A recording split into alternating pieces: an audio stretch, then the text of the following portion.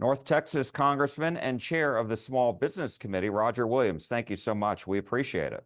Thank you. Good to be with you guys. And so my first question is, what is your reaction to the assassination attempt on former President Trump? Well, I'm so glad that President Trump is fine, and our prayers go out to those victims that were injured and one killed.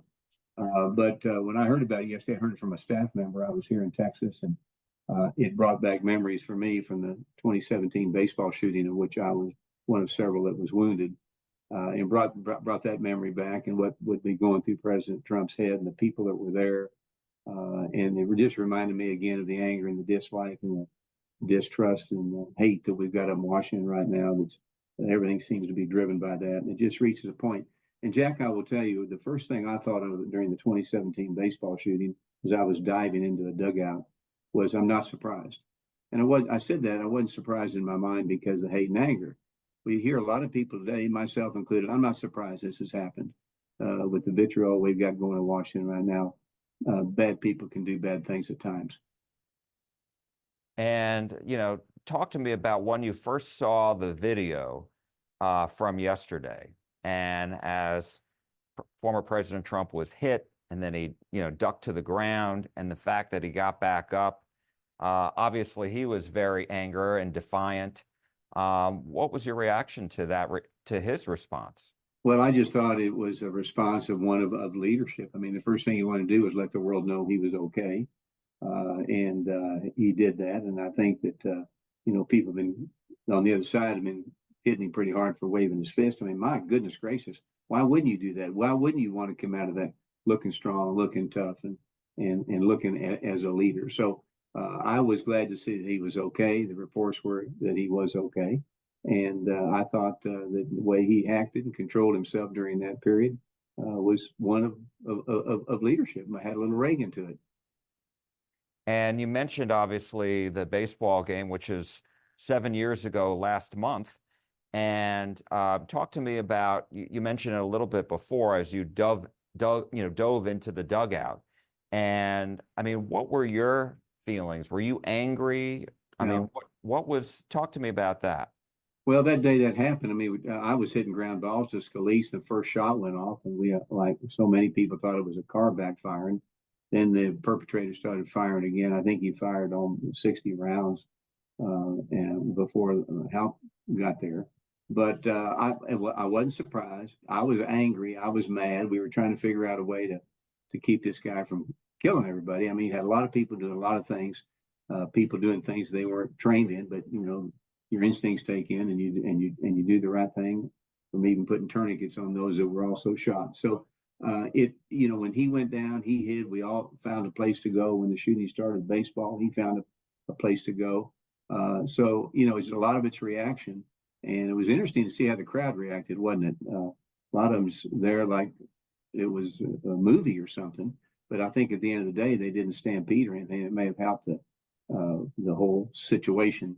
But people do great things at great times, and we saw it yesterday. I thought the Secret Service did a really good job. I know they've been under some fire today, but those agents that were able to circle him to get him out of there, I think, did a fantastic job. And there were people in the stands that did great jobs in taking care of those others that were wounded. So you step up and do things, and he certainly did as a leader. He showed the world, now you've tried to shoot me, you've tried to kill my business, you've tried to put me in jail, and this sort of thing, and I'm still there to fight for great freedom and liberty in the greatest country in the world. And I was reading you had a staffer who was also injured. And talk to me about the injuries that you sustained. Was that from diving into the dugout, or was that because you were hit? I was hit with shrapnel in the dugout. My aide was shot as he ran from right field to the dugout that I was in. And of course, Scalise was hit, and then Matt Micah was hit several times, and so forth. So, and we were all scattered in different places. But all that came back to my mind as I saw President Trump going through this and getting carried to the limousine and raising his fist up. When they took me to the hospital, I was on a stretcher, and what I wanted to do was raise my hand and my thumb up to let everybody know I was okay. So that's what you do in those kind of things, and you have so much support. You want to let your supporters know that it's going to be good, and we're going to truly have great days ahead. What lessons did you learn from the shooting at the baseball game? And, here we go again. Well, I don't know what lessons I learned. I'll tell you what we did. What I did learn is right after that shooting, it was going to be a kumbaya moment. People were going to come together. This was going to be the event that brought Republicans and Democrats together so we could peacefully agree to disagree. Well, that lasted about 2 days, and it got worse after that. And there are people talking today about how this moment will bring people together. I'm a positive guy, but it's not going to bring people together, Jack. We're going to be more divided now than we ever before. There's people out there. You see what they're posting. They're posting some unbelievable negative things that President Trump made this through this traumatic experience. And this doesn't help anything, and this doesn't bring us together. We're going to need a leader that can lead this country and lead us into a situation where we can do things that are peaceful and things that make a difference. And if you lose, you try to get it back the next cycle. If you win, you try to be positive about it and move your country forward. And that's where we need to be. And as you speak about this, President Biden is going to be addressing the nation out of the Oval Office tonight. He was saying earlier today, the country needs to unite. You're saying you doubt that's going to happen. In fact, it's going to be the other way.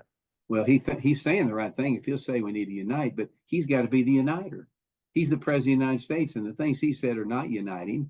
And I'm just telling you from somebody that's been through it and been in Congress almost 14 years and been through a shooting and been through tragic things like this.